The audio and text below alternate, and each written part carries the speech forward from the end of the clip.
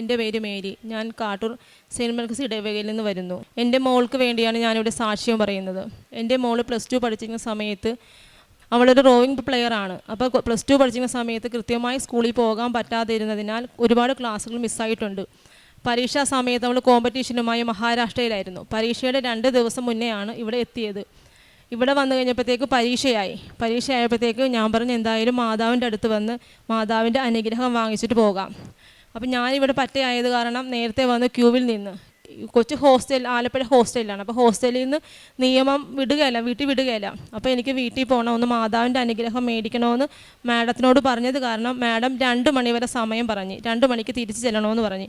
അപ്പം ഞാൻ വേഗത്തിലാകാമെന്ന് കരുതി ഇവിടെ വന്ന് ക്യൂ നിന്ന് ഫസ്റ്റ് വന്നപ്പോഴത്തേക്ക് അവിടുത്തെ പ്രദേശം പറഞ്ഞ് ഹോൾ ടിക്കറ്റ് കാണിക്കാതെ ഇത് ടോക്കൺ തരാൻ പറ്റത്തില്ല, മോള് തന്നെ വരണമെന്ന്.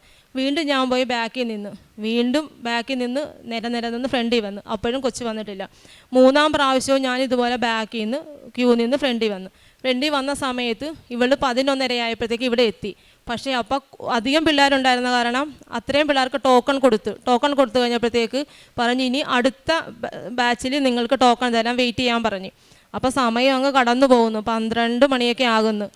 അപ്പം ഞാൻ അത് കഴിഞ്ഞപ്പോഴത്തേക്ക് കുറേ പിള്ളേരായപ്പോഴത്തേക്ക് ബ്രദർമാർ ടോക്കൺ കൊടുക്കാൻ തുടങ്ങി. അപ്പോൾ ഞങ്ങൾക്ക് അപ്പോൾ ഒരു 100 സംതിങ് ടോക്കൺ നമ്പർ കിട്ടി. അപ്പം ഞങ്ങൾ ഇവിടെ അൾത്താരെ വന്നപ്പോൾ അച്ഛൻ ഇങ്ങനെ എല്ലാ പിള്ളേരെയും നിർത്തി ഇങ്ങനെ ബ്ലെസ് ചെയ്ത് വിടുന്നു. ഞങ്ങൾ കയറാനായിട്ട് അങ്ങ് ആയപ്പോഴത്തേക്ക് അച്ഛൻ പറഞ്ഞ് ഇനിയൊരു കാര്യം ചെയ്യും, 1 മണി 1:30 ആയി. അപ്പോൾ ഇനി നിൽക്കുന്ന കുട്ടികൾ ചോറൊക്കെ കഴിച്ചിട്ട് സമാധാനത്തിൽ വന്നാൽ മതി, എല്ലാവർക്കും അച്ഛൻ അനുഗ്രഹം തന്നേ വിടത്തുള്ളൂ. അപ്പം ഞങ്ങൾക്ക് സമയം 1:30 ആയി, ഇവൾക്ക് തിരിച്ച് ഹോസ്റ്റലിൽ പോകണം. എനിക്കും ആകെപ്പാടെ സങ്കടമായി, കാരണം അച്ഛൻ്റെ ബ്ലെസ്സിങ് കിട്ടിയില്ലല്ല. എന്നാലും ഞാൻ പറഞ്ഞു ഏതായാലും മാഡത്തിന് വഴക്ക് കേൾക്കണ്ട, തിരിച്ചു പോകാമെന്ന് പറഞ്ഞു. അവിടെ മാതാവിനോട് പ്രാർത്ഥിച്ചിട്ട് തിരിച്ചുപോയി. അക്കാദമിയിലോട്ട് തിരിച്ചു പോയ ശേഷം പരീക്ഷയായപ്പോൾ ഞാൻ പറഞ്ഞു പേടിക്കണ്ട, മാതാവിനോട് പ്രാർത്ഥിച്ചാൽ മതി, മാതാവിൻ്റെ തൈലവും ഉപ്പും എല്ലാം കൊച്ചു കൊണ്ടുപോകണമെന്ന്. കൊച്ചിൻ്റെ കയ്യിൽ ഓൾറെഡി അത് ഉണ്ട് താനും. പരീക്ഷയ്ക്ക് പോയപ്പോൾ ഞാൻ വിളിച്ചു പറഞ്ഞു പരീക്ഷ ഹാളിൽ വെച്ച് ക്വസ്റ്റ്യൻ പേപ്പർ വായിച്ച് നോക്കിയിട്ട് പറയണം, പരീക്ഷയുടെ കാര്യം കൊച്ചു തന്നെ പറയും. എൻ്റെ പേര് അന്ന ഹെലൻ ജോസഫ്. അമ്മ പറഞ്ഞതുപോലെ പരീക്ഷയുടെ തലേ ദിവസം ആണ് ഞാൻ കോമ്പറ്റീഷൻ കഴിഞ്ഞ് എത്തിയത്. അപ്പോഴത്തെ സീനിയർ നാഷണൽ റോവിംഗ് ചാമ്പ്യൻഷിപ്പ് ഞാനൊരു റോവിംഗ് പ്ലെയറാണ്. അപ്പോഴത്തേക്ക് കോമ്പറ്റീഷൻ കഴിഞ്ഞിട്ട് ഞാൻ തലേ ദിവസമാണ് പരീക്ഷയ്ക്ക് എത്തിയത്. അപ്പോൾ ഒന്നും പഠിച്ചിട്ടുമില്ല, അതിൻ്റേതായ നല്ല ടെൻഷനും ഉണ്ട്. ഇവിടെ വന്നിട്ടാണെങ്കിൽ മാതാവിൻ്റെ ഇടയ്ക്ക് അച്ഛനെയും കാണാൻ പറ്റിയില്ല. ചാമ്പ്യൻഷിപ്പ് എന്ന് വെച്ചാൽ 43rd സീനിയർ നാഷണലാണ്. അപ്പോഴത്തേക്ക് റോവിംഗ് എന്നാണ് എൻ്റെ കോമ്പറ്റീഷൻ്റെ തുഴച്ചിലാണ് ഈ റോവിംഗ് എന്ന് പറയുന്നത്. അപ്പോഴത്തേക്ക് ഒരുപാട് സംസ്ഥാനത്തു നിന്നുള്ള ടീമുണ്ട് എൻ്റെ കൂടെ കളിക്കാനായിട്ട്. അപ്പോഴത്തേക്ക് നേരെ സ്റ്റാർട്ട് ചെയ്തത് ഞങ്ങൾ ട്രെയിനിങ് ചെയ്യുന്ന സമയത്തൊക്കെ ആണെങ്കിലും എനിക്കൊരു പാർട്ട്ണറുണ്ട്. ഞാൻ ഡബിളാണ് ചെയ്യുന്നത്, 2 പേരുള്ളതാണ്. അപ്പോഴത്തേക്ക് എനിക്കൊരു പാർട്ട്ണറുണ്ട്. അപ്പോൾ ഞങ്ങൾ 2 പേരും കൂടെ ചെയ്യുമ്പോഴാണെങ്കിലും ട്രെയിനിങ് ചെയ്തിട്ടാണെങ്കിലും ഞങ്ങൾക്കൊന്നും കോർഡിനേഷനോ ഒന്നും ഞങ്ങൾക്ക് കിട്ടുന്നില്ല പരസ്പരം. ആദ്യം ഒരാഴ്ചത്തെ ട്രെയിനിങ്ങേ ഉള്ളൂ ഞങ്ങൾക്ക്, കാരണം ഒരാഴ്ച കഴിഞ്ഞിട്ട് നേരെ ചാമ്പ്യൻഷിപ്പിന് പോകണം. അവിടെ തന്നെ 2 ദിവസം എടുക്കും. അപ്പോഴത്തേക്ക് അതിനേക്കാളും 2 ദിവസം മുമ്പ് നമ്മൾ ഇവിടെ നിന്ന് ചെല്ലും. അപ്പോൾ ഒരാഴ്ചത്തെ ട്രെയിനിങ്ങേ ഇവിടെ ഉള്ളൂ. അപ്പോഴത്തേക്ക് ചേച്ചിയുടെ കൂടെ ഇങ്ങനെ ചെയ്തിട്ടാണെങ്കിലും ഞാൻ ഒപ്പം ചേച്ചിയോട് ചെയ്യാൻ പറ്റുന്നില്ല, കാരണം എൻ്റെ മുമ്പിലാണ് ചേച്ചി, ഞങ്ങൾ പുറകിലോട്ടാണ് തുഴയുന്നത്.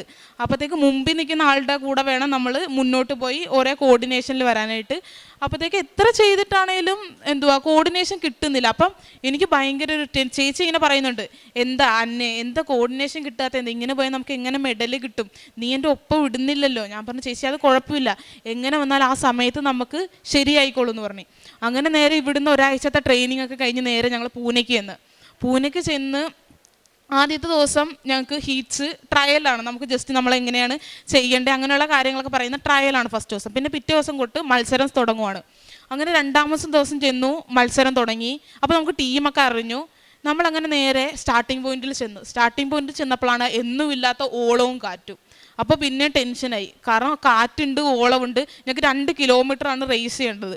അപ്പോഴത്തേക്കെന്ന് വെച്ചാൽ കാറ്റ് ഓളമുണ്ട്. അതിന് മുമ്പത്തേക്കാണെങ്കിൽ ഞാൻ മാതാവിൻ്റെ നേർച്ച വസ്തുക്കൾ എപ്പോഴും മത്സരത്തിനായാലും പരീക്ഷക്കായാലും ട്രെയിനിങ്ങിന് പോയാലും ഞാൻ എപ്പോഴും മാതാവിൻ്റെ നേർച്ച വസ്തുക്കൾ ഉപയോഗിക്കും.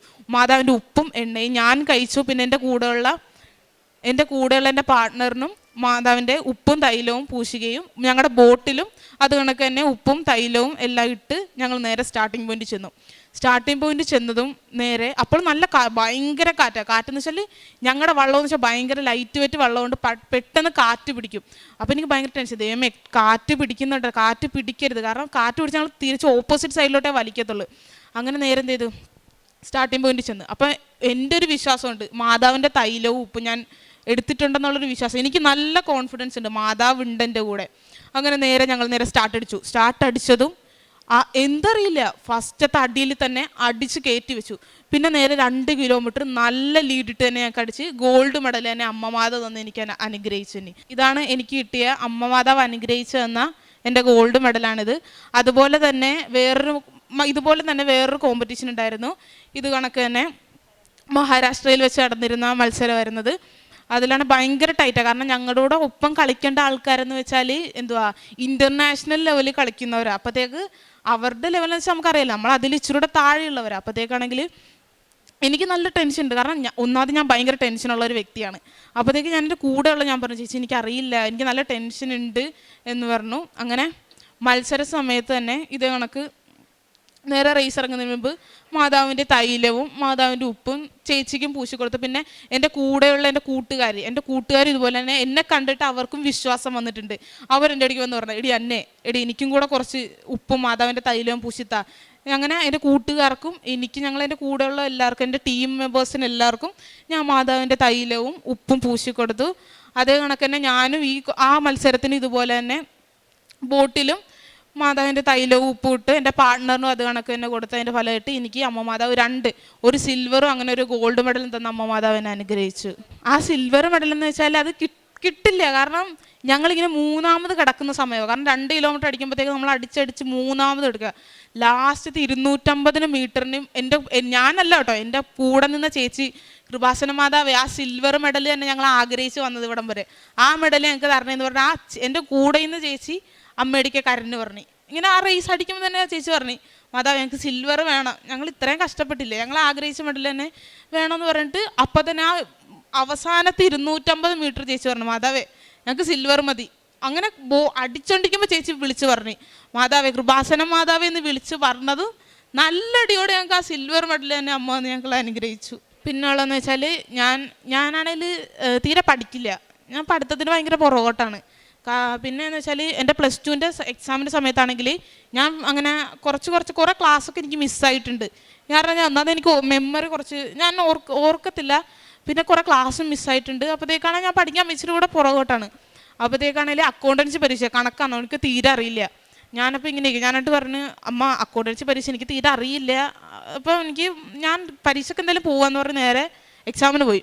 എക്സാമിന് ക്വസ്റ്റ്യൻ പേപ്പർ കണ്ടിട്ടാണ് ഒരു രക്ഷയില്ല. കാരണം ഒന്നും അറിയില്ല, ഒന്നും പഠിച്ചിട്ടില്ല, കണക്ക് ചെയ്യാൻ ഒന്നും അറിയില്ല. ടീച്ചർ വരെ പറഞ്ഞു കേട്ടോ ഞാൻ തോൽക്കും, നീ +2 തോക്കുമെന്ന് ടീച്ചർ പറഞ്ഞു.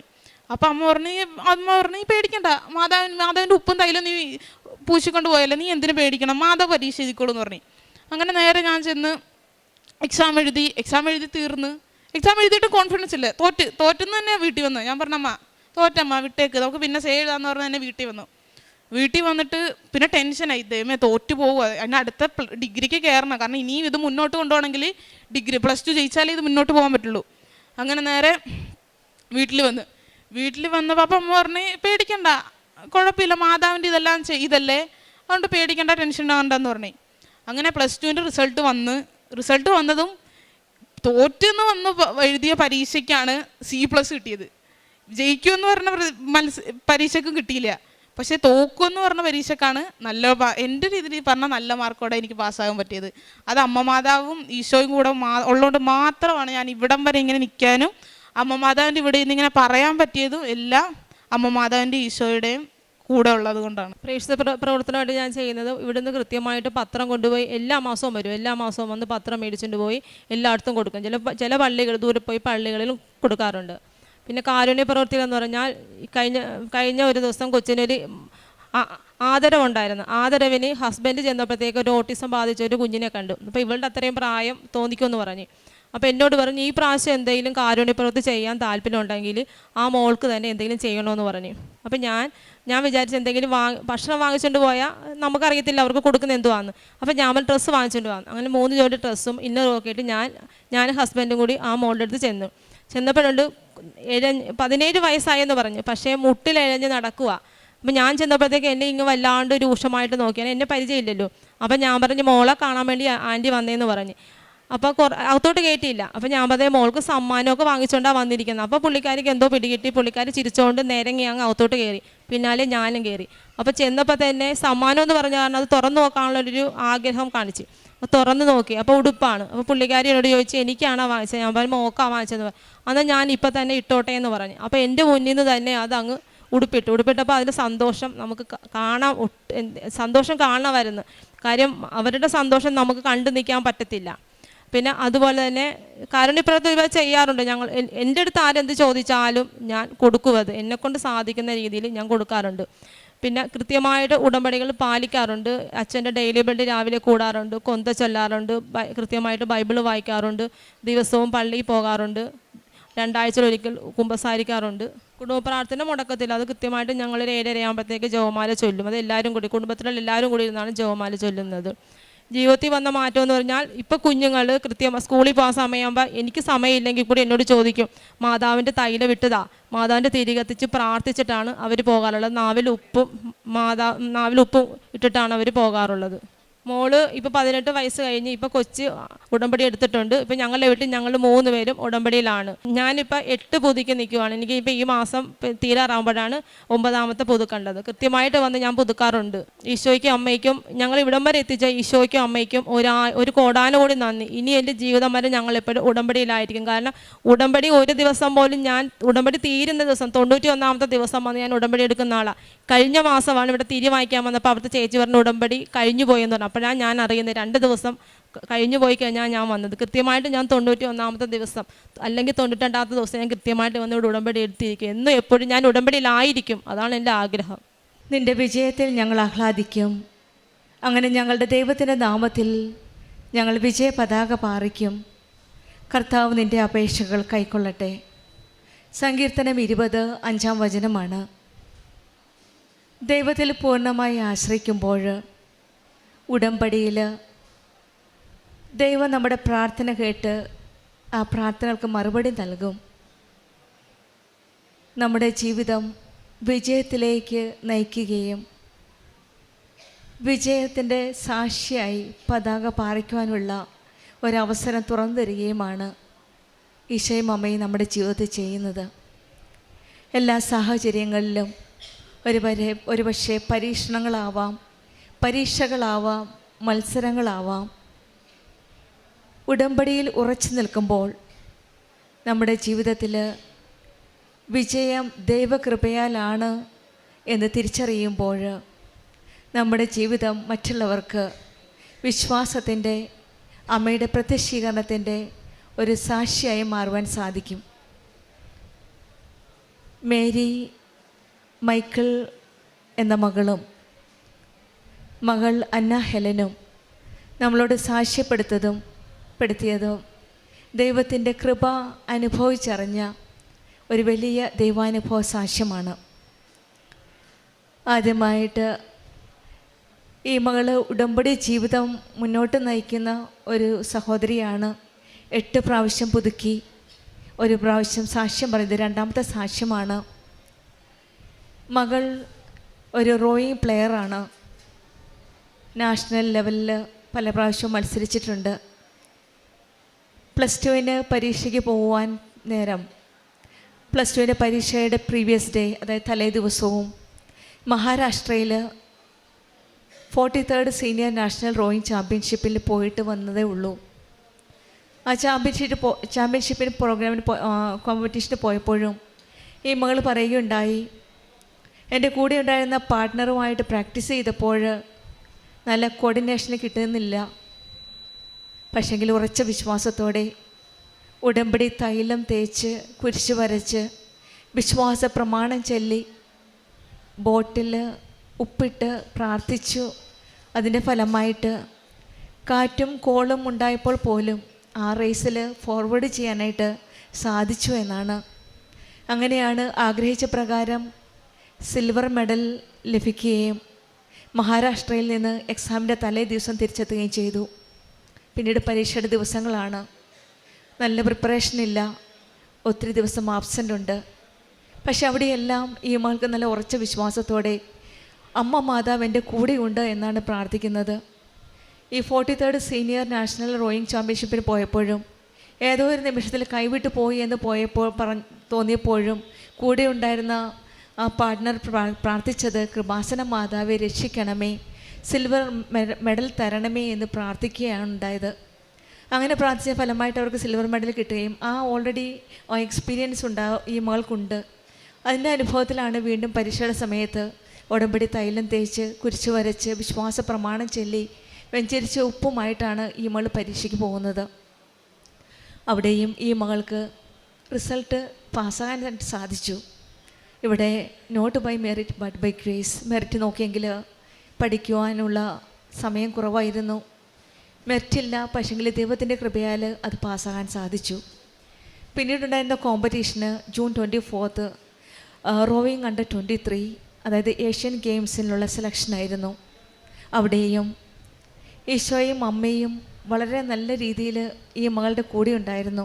കാരണം എവിടെ പോയാലും കാശ് രൂപം കയ്യിൽ മുറുകെ പിടിച്ച് ഉടമ്പടി തൈലം തേച്ച് അത് പല പ്രാവശ്യം വീണ്ടും വീണ്ടും മകൾ ആവർത്തിച്ച് പറഞ്ഞത് ഉടമ്പടി തൈലവും ഉടമ്പടി വെഞ്ചരിച്ച ഉപ്പിൻ്റെ കാര്യമാണ്. വീണ്ടും വീണ്ടും എല്ലാ മത്സരത്തിന് പോകുമ്പോഴും എന്ത് പരീക്ഷയ്ക്ക് പോകുമ്പോഴും ഈ മകളുടെ കയ്യിൽ കരുതി വെച്ചത് ഉപ്പും വെഞ്ചരിച്ച കാശുരൂപവും വെഞ്ചരിച്ച ഉപ്പും തൈലവുമാണ്, അതായത് ഉടമ്പടി തൈലം. ആ ടൈം വളരെ ഷോർട്ടായിരുന്നു, കാരണം പ്രാക്ടീസിന് എടുത്ത സമയം ഒരാഴ്ചയാണ്. 2-3 ആഴ്ചയെങ്കിലും വേണം പ്രാക്ടീസിന്. പക്ഷേങ്കിൽ അവിടെയെല്ലാം ഈശോയുടെ അമ്മയുടെയും കൃപ കൊണ്ട് കോർഡിനേഷന് കിട്ടുന്നില്ലായിരുന്നില്ല.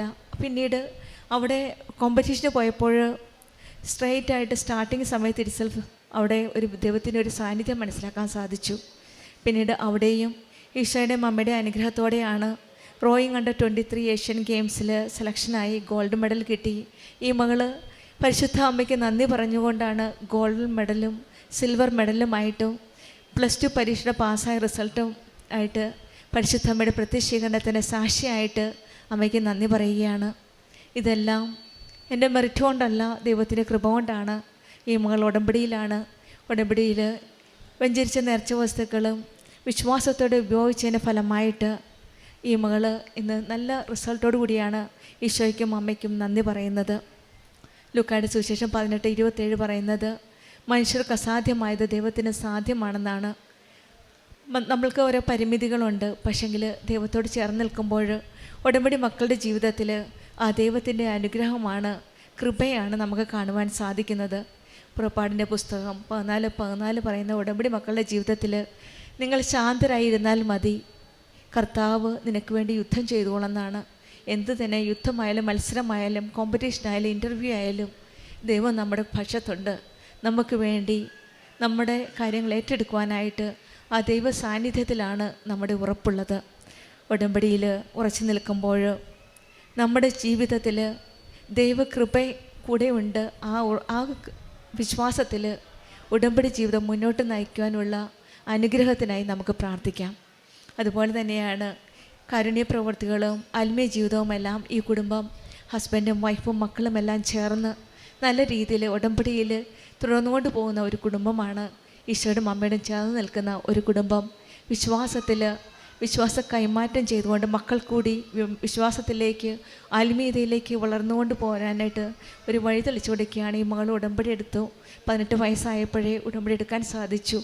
ഇതെല്ലാം അച്ഛൻ്റെയും അമ്മയുടെയും വിശ്വാസ ജീവിതത്തിൽ നിന്ന് മക്കൾക്ക് പകർന്നു കൊടുത്ത ആ വിശ്വാസ കൈമാറ്റമാണ്. അതുകൊണ്ട് തന്നെയാണ് ജീവിതത്തിലെ വിജയം പാറിക്കാനുള്ള ആ സാഹചര്യം ഈശോയും അമ്മയും ഒരുക്കി കൊടുക്കുന്നത്. നിൻ്റെ വിജയത്തിൽ ഞങ്ങൾ ആഹ്ലാദിക്കും. അങ്ങനെ ഞങ്ങളുടെ ദൈവത്തിൻ്റെ നാമത്തിൽ ഞങ്ങൾ വിജയ പതാക പാറിക്കും. കർത്താവ് നിൻ്റെ അപേക്ഷകൾ കൈക്കൊള്ളട്ടെ. നമ്മുടെ ജീവിതത്തിലും വിജയ പതാക പാറിക്കാനുള്ള അനുഗ്രഹത്തിനായി പ്രാർത്ഥിക്കാം. നമ്മുടെ അപേക്ഷകൾ കൈക്കൊള്ളുന്ന ആ ദൈവത്തിൻ്റെ സാന്നിധ്യം അടുത്തറിയുവാനായിട്ടുള്ള കൃപയ്ക്കായി നമുക്ക് പ്രാർത്ഥിക്കാം. മേരി മൈക്കിളിനും അന്ന ഹെല്ലനും കുടുംബത്തിന് ലഭിച്ച എല്ലാ അനുഗ്രഹങ്ങൾക്കും നമ്മൾക്ക് കരങ്ങളടിച്ച് ദൈവത്തെ മഹത്വപ്പെടുത്താം. അത്യപൂർവ ദൈവാനുഭവങ്ങൾ ഇനി നിങ്ങൾക്കും സ്വന്തം. ഈ യൂട്യൂബ് ചാനൽ ഇതുവരെ സബ്സ്ക്രൈബ് ചെയ്തിട്ടില്ലെങ്കിൽ ഇപ്പോൾ തന്നെ സബ്സ്ക്രൈബ് ചെയ്യുക. ഈ വീഡിയോ ഇപ്പോൾ തന്നെ നിങ്ങളുടെ സുഹൃത്തുക്കൾക്ക് ഷെയർ ചെയ്തുകൊണ്ട് കർത്താവിൻ്റെ പ്രേക്ഷിതരാകുക.